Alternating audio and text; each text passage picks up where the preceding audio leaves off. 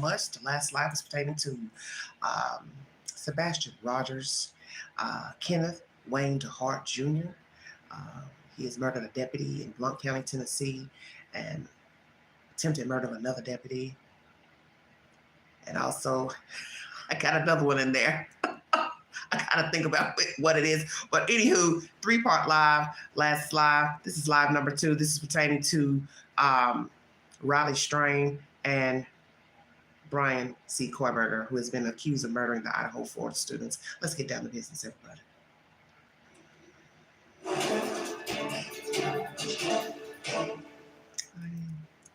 I'm not happy about the specific questions, especially ones that are false.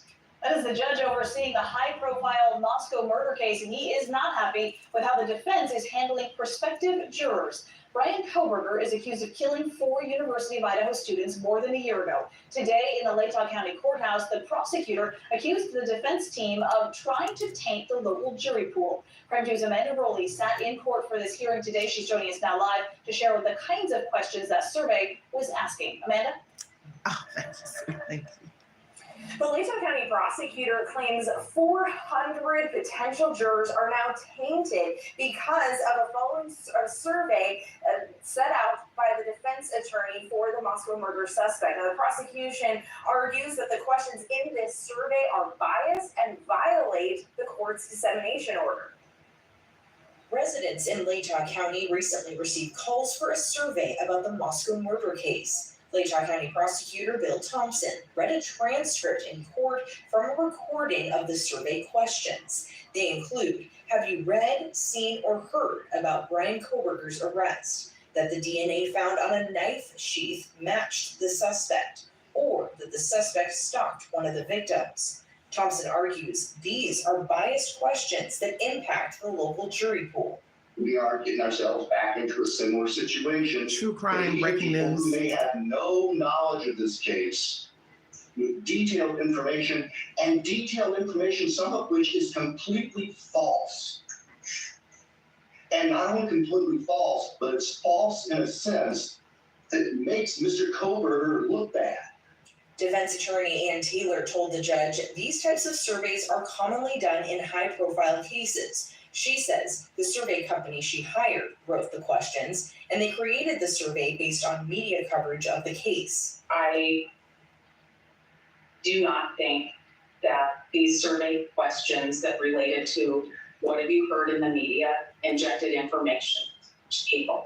The judge put a pause on the survey 2 weeks ago until lawyers could meet to discuss it. He didn't make any decisions this afternoon, which means the survey will remain paused until the judge makes a ruling at the next hearing on Wednesday, April 10th.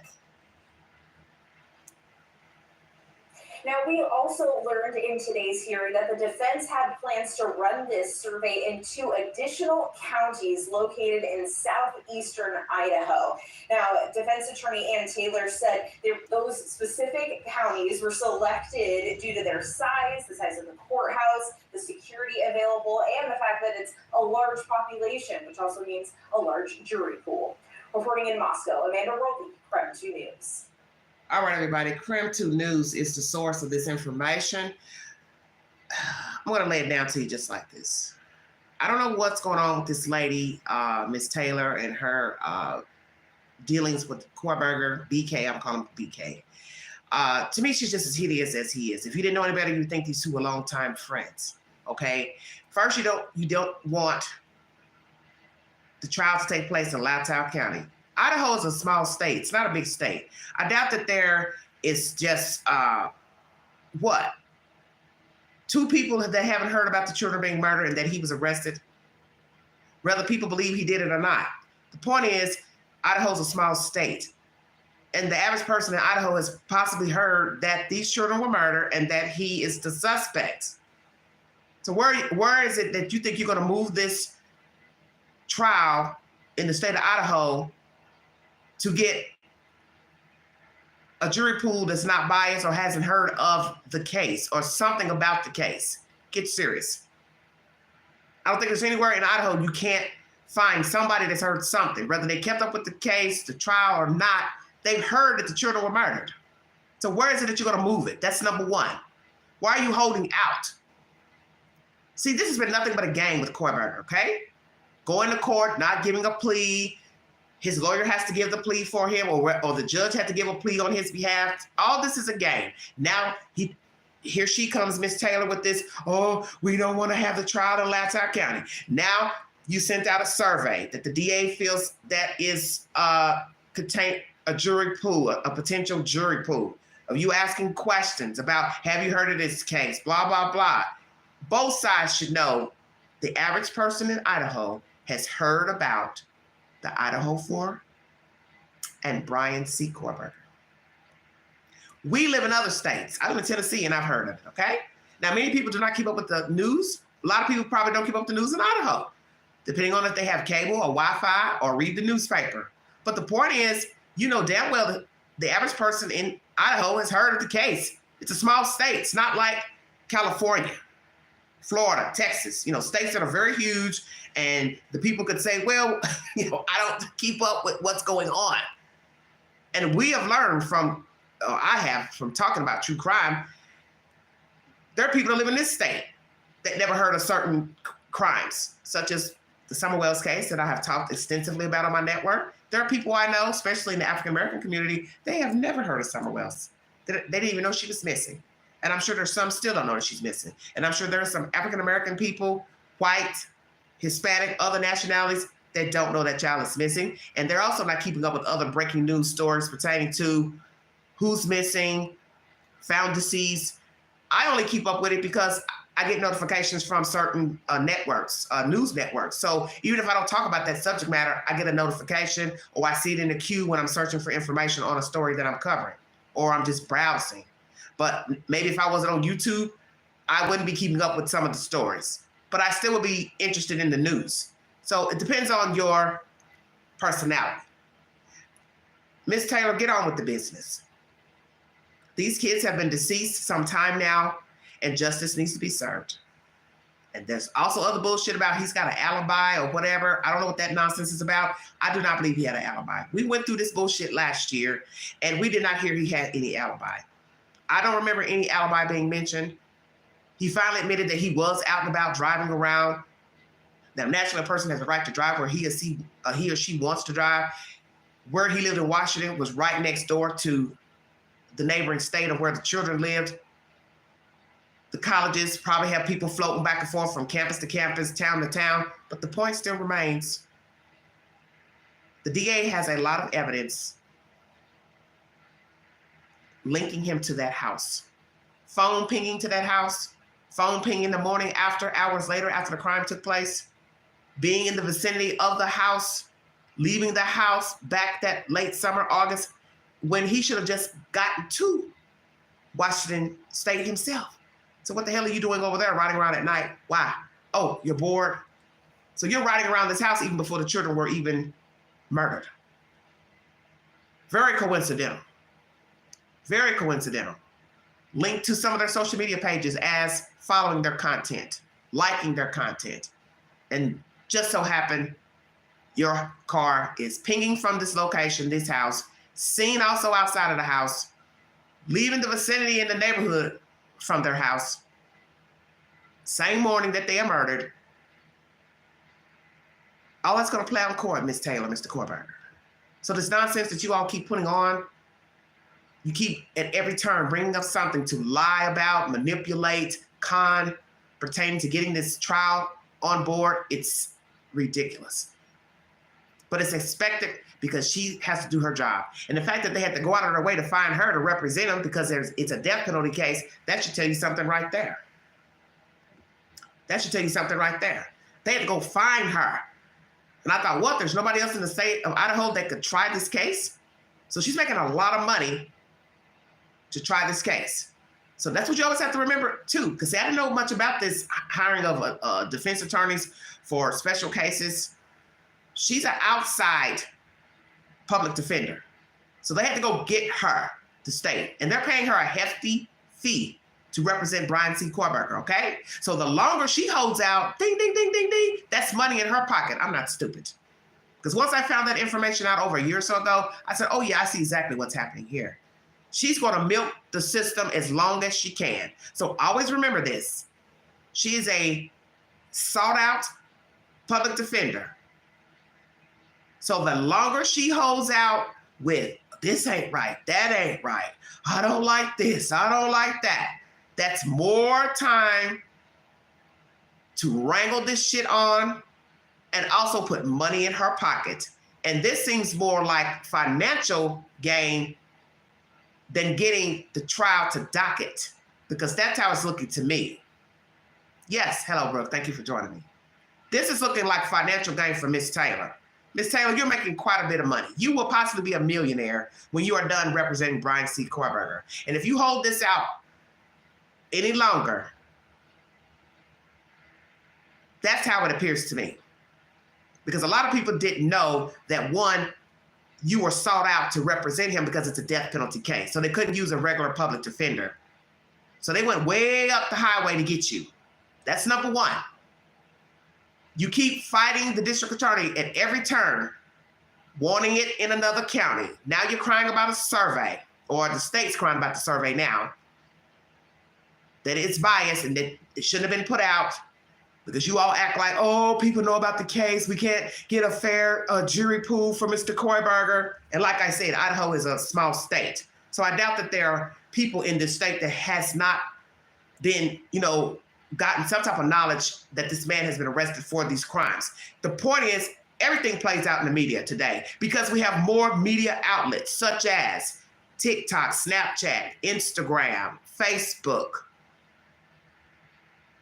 Reddit, all these different pages, X, formerly Twitter. So when you got other avenues to read information, watch videos, content, of course things are going to play out in the media. So everybody's crying and moaning about what this lawyer's doing. This lawyer's putting his information out for his clients, blah, blah, blah. You're hearing that with this Puff Daddy bullshit. Everybody's crying about this and that. The point is, you cannot tell people what to think and how to think about a case. You just can't. It's just the way it is. Next subject, Riley Strain. As most of you know, his body floated up a few weeks ago in the river in Nashville, Tennessee, 8 miles up. He was found with just his shirt on, the infamous shirt that people thought a homeless person was wearing, via gossip, he said, she said, boxers and socks, and his watch. Missing, phone, wallet, boots, blue jeans, and allegedly now a belt. I do not know that they have verified that he wore a belt or not, but that is the latest information that has come out this past week. You entitled to your opinion. But what I want you to do is to role play with the Queen for just a second. Let's go back in time pertaining to that fateful night he was out with his friends in Nashville, Tennessee at Luke 32 Bridge. We get information, allegedly, that he was on his phone talking to someone. And at one point during a video that they have shown the public, it looks like his hand is extended out and he's video chatting with someone. Who is that someone? Was it more than one person on that video call with Riley Strain? Number one. What was the conversation? What was the person saying to him? And what was he saying to them? Did he tell them that he was lost? Did he tell them that he was trying to go back to his hotel or he was trying to go somewhere else? We learned that allegedly he left Luke 32 because he was barred from the bar.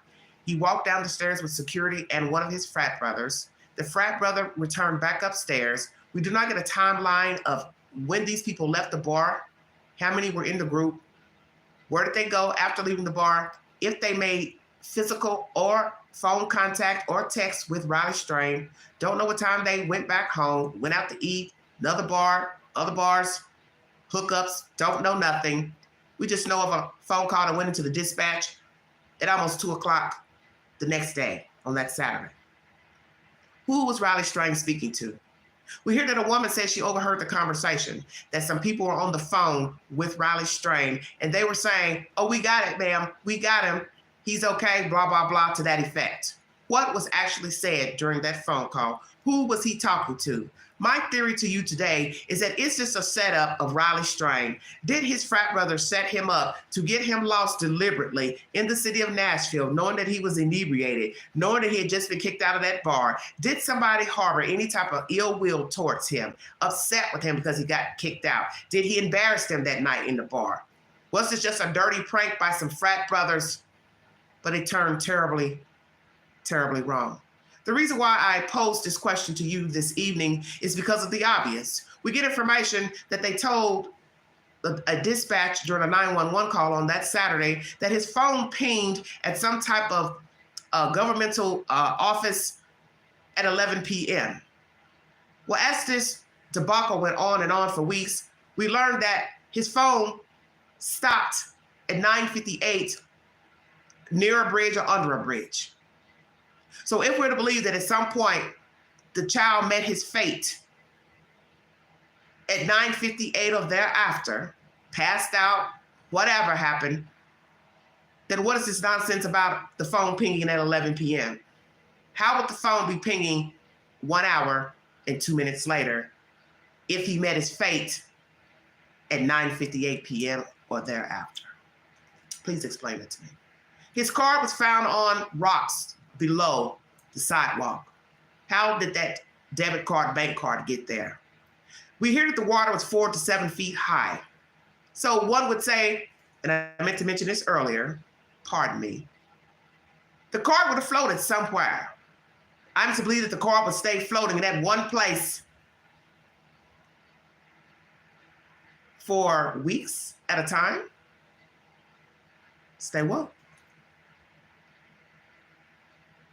A car that has no weight to it, how would it stay in that general area where he would have allegedly fallen to his death or was already dead when he rolled down into the water? How would the car have stayed there? See, nobody's asking the pertinent questions, but I am. Because yes, this is a very bizarre case. And it's only bizarre because we don't know everything. We only got bits and pieces of video footage of the young man moving about the city, passing a police officer, seeming not to appear inebriated. That was only maybe a 15-minute window, 15 to 20 minutes, depending on your perception of the videos that you have seen. So what is the truth? And that's where there's a problem. Each video has a timestamp, but what is the truth? Nashville Police Department and the medical examiner says there's no foul play. The family has went to seek an alternative autopsy by another entity. Is it going to say the same? Because my understanding is that it is saying the same, but I'm confused. They had a celebration of life recently, but yet the burial will be later. So that leads me to believe there was no body for them to have a formal funeral and burial, okay? This is all bizarre. Because if they're not going to believe the autopsies by Nashville Police Department, the medical examiner, and the separate entity, the only thing you have left is if someone can verify that something happened to him nefarious by another human being and the toxicology reports. The toxicology reports may not come back for a few months. What will they reveal? We also learned by News Nation that the father, Mr. Gilbert, has spoken publicly with Mr. Dingman, and they say that they have not heard from the frat brothers. Why is that? And some of you may feel like they don't need to explain anything, but oh, yes, you do. Because you see, in order to understand a story, you need to start at the beginning of the story. And the beginning of the story is when they touched down to Nashville, Tennessee. We're going to even go back before they even got to the bar. When they touched down. Let's go far back. What happened when they touched down? What was the attitude and the disposition of the frat brothers? Who roomed with Riley? Was there an altercation or any type of bickering on the trip or in Nashville? Who's going where? What we're going to do? We heard that there were two different groups at each bar. So one group was at Luke 32 and one group was elsewhere. Haven't learned about the elsewhere, okay? Was there a problem on the trip? Was there ill will, ill feelings, bad vibes between the frat brothers. We've learned that with fraternities, sororities, there's a code of ethics of keeping things silent and cover-ups in crimes, and naturally what they exhibit to the public as far as the fraternity, sorority, the core values, so on and so forth. We've heard a lot of nasty things that have happened with sororities and fraternities during hazing, but these were grown men who are already frat members. So there shouldn't have been any hazing going on. But it's not to say that these allegedly grown people weren't acting foolish and silly and maybe took a prank too damn far. And as I've said so many times in my conversations about Riley Strain, the father didn't want to know what happened at the bar. But now he goes to News Nation and say, well, we haven't heard from them. We really haven't heard anything from them. And I say, why not?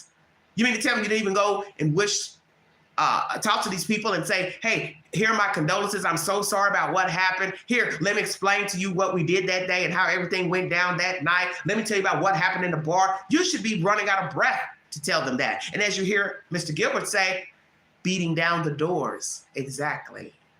So I pose this question to you frat brothers. Why have you not been beating down the doors of Mr. Strain's parents?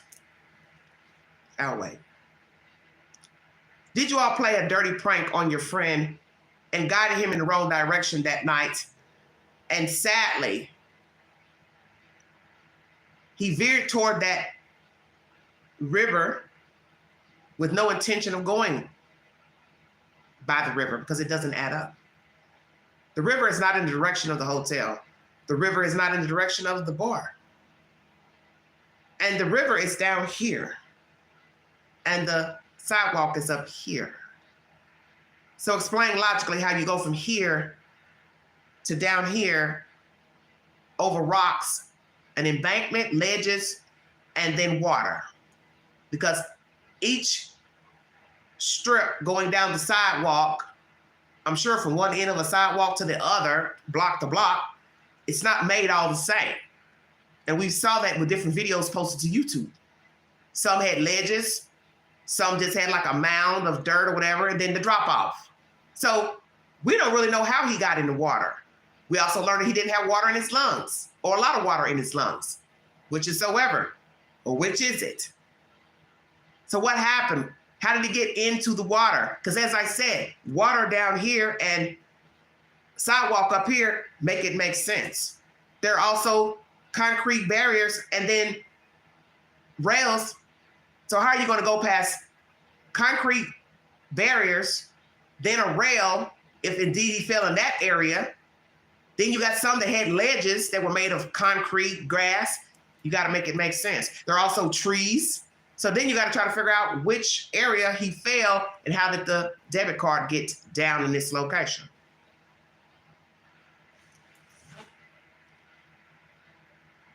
Did his frat brothers play a prank on him? Did they talk to him that night when he was running around and the footage that we saw him walking around disoriented, spinning around, didn't know where he was going? Allegedly some woman said something to him about, I hope you're not driving. And he said, oh, I can barely walk. And she overheard him talking to somebody. Is this the time when he was misled?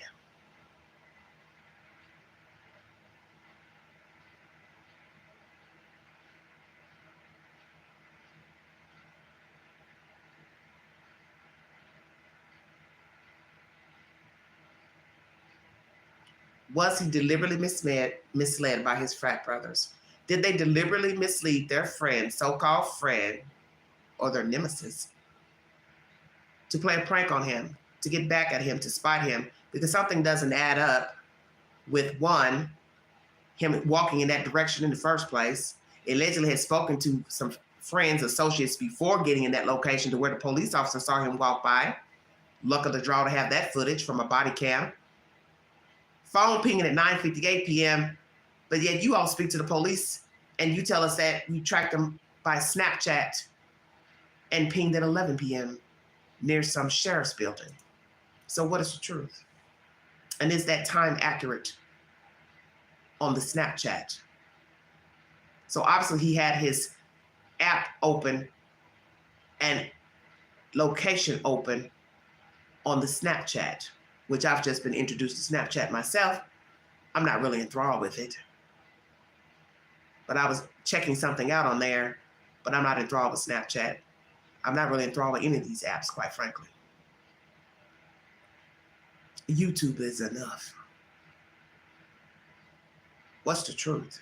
Were you all watching him that night? Because for you to say, we saw him at 11 p.m. over here, or the phone pinged over here at the sheriff's office, then that means you were watching him. So then we got to ask ourselves, where were you when you saw the 11 o'clock location at the sheriff's office? Number one, were you at the bar when you saw the location? Were you all watching him walk around in circles and decided not to inform him that he was going in the wrong direction?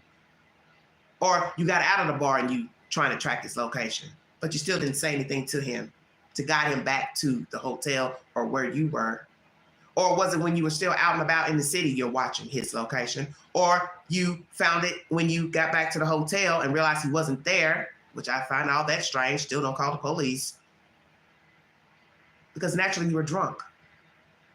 And I refuse to believe that you searched for him also for 9 damn hours. What drunk person is searching for somebody for 9 hours? That makes no sense to me. And I believe you lied about that. And anybody listening to that knows that's a lie. No way you were searching for somebody for 9 hours.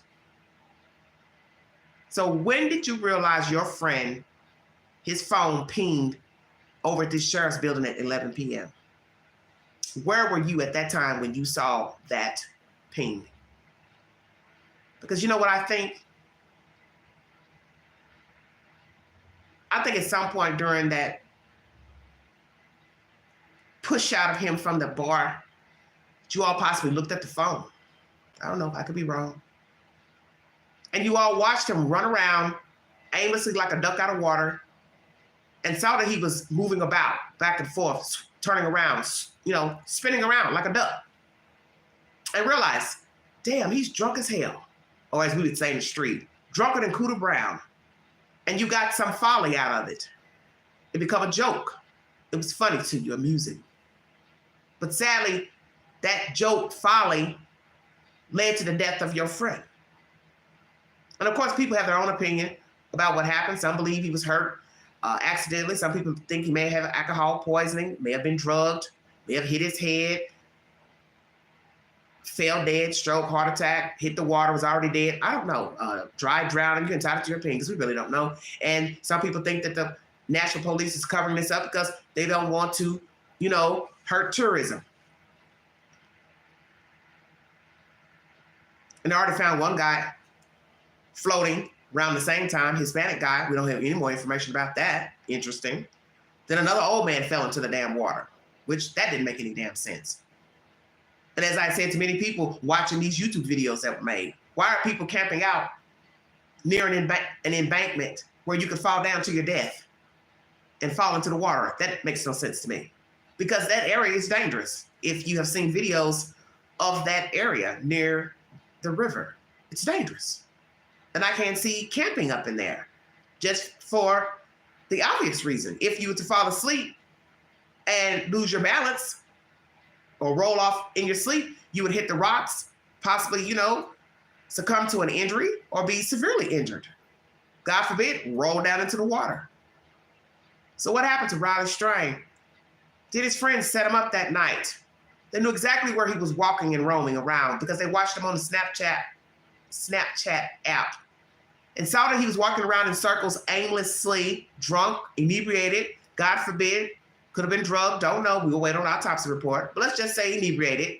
And they got follies and frills out of watching their friend walk around drunk. And perhaps they also guided him directly to the river out of spite. Bad, dirty joke. And then once they saw there was no more movement on the Snapchat app, they used deduction and realized he's not moving anymore, not roaming around anymore. Oh my, something bad must have happened to him. And could it be he's been hurt? Somebody jumped him, stole his phone, robbery, fell in the river, pushed in the river. You're entitled to your opinion. But I think there's something up with those so-called friends. And I don't know if any of them found him, met up with him, exacted foul play. But the one thing that's bizarre, if we're going to believe that somebody put hands on him, is that there was no visible injuries to Mr. Riley Strain revealed during the autopsy. And that's where there would be a problem, as far as saying a human being put hands on him, hurt him, beat him up, stabbed, shot. No gun wounds, no stab wounds, no strangulation marks, no head trauma, no blunt object trauma, no battery to the body, no bruising to the body, although he was in water 2 weeks. Don't know what's under that water where he floated. Could have got hung up under the water on something to lose his clothes. Lots of questions. But in the end, you can't say what happened underwater because you've never been submerged underwater for 2 weeks to say how his clothes came off. Because as I said before, a lot of he said, she said went on about the shirt. And when he finally floated up, by the grace of God, he had that shirt on. So then you had to debunk the rumor about the homeless man in the shirt. So now you're stuck with what happened to the pants and the boots, phone, wallet. Now we hear he had a belt on. Don't know if that's verified or not. Just an assumption he had it on because he wears a belt or has been known to wear a belt. But what is the truth? Did one of the frat boys see him put a belt on that day? Who's going to tell it? Because they can't even call the family to say, hello, how are you doing? Just call to check on you. Just want to give my condolences. If you need anything, you can call me, him, and him. How can you be a member of a fraternity and your frat brother has died on a trip that you went on and you don't even call the family to say, hello, how are you? I was thinking about you. If you need anything, just call me. This is what your idea of loyalty is? You may not have had anything to do with him directly, may not have directly put him in the water. I don't know, I wasn't there, but it doesn't look good. It doesn't sound good. And as I said before in my commentary, the father needs to know what happened at the bar because the bar is to jump off to how he got to the river. And you can't have one without the other. And you don't start at the middle or the end of a story. You start at the beginning, and the beginning is the bar. But even before that, you need to know what went on the moment he touched down on Nashville, Tennessee soil. Was everybody getting along? Was everybody vibing? What was his temperament? Was he actually in a good mood? Because you know he couldn't have been in the best mood once he got put out of that bar. He had to have been embarrassed, humiliated. Allegedly, he tried to go into another bar across the street, but was denied entry 9 times out of 10, 10 out of 10, because he was inebriated, visibly. So who's to say he wasn't in his feelings, wasn't depressed, wasn't upset, felt some type of way, felt betrayed, felt alone. And now he's inebriated and doesn't know where he's going, and too honoring and shame to ask somebody for help, which I don't understand, but I'm not Riley Strain. I don't know him personally to say why he wouldn't reach out or ask a stranger, hey, can you guide me in the right direction to this hotel, Tempo? Some think he Googled this other Tempo business. But then one would say if he looked at it, he would have had to misread it and see that it wasn't a hotel, it was another type of business. He also would have had to see the minutes, how long it would take to get there by foot. But one could say you can easily make a mistake because one, you're inebriated. So you really weren't paying attention if indeed he Googled the wrong Tempo. And I must say that when I first Googled Tempo, that business was the first one to come up in the Google search. And then as you scrolled up, Tempo Hotel came up. So did he make a mistake and followed the directions to this business, but it was the wrong business? And what's the truth to the pings at 9:58 p.m. near the bridge or under the bridge versus the 11 p.m. ping? Because how would the phone ping an hour later if the victim fell in the water with the phone?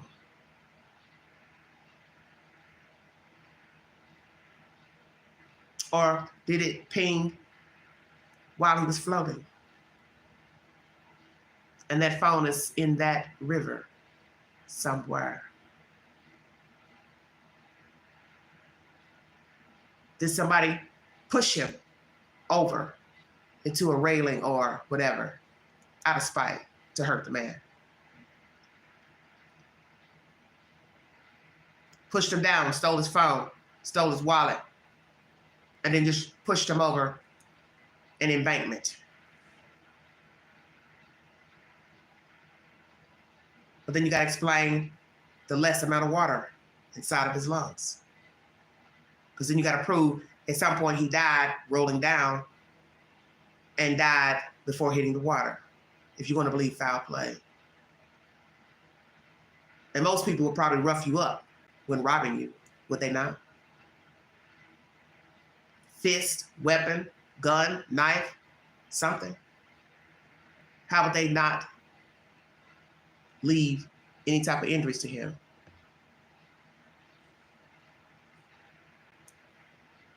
What is the truth? Could it be his friends knew exactly where he was, watched him walk around aimlessly, and got a jolt out of their friend walking around the city streets of Nashville inebriated and disoriented and didn't give a damn?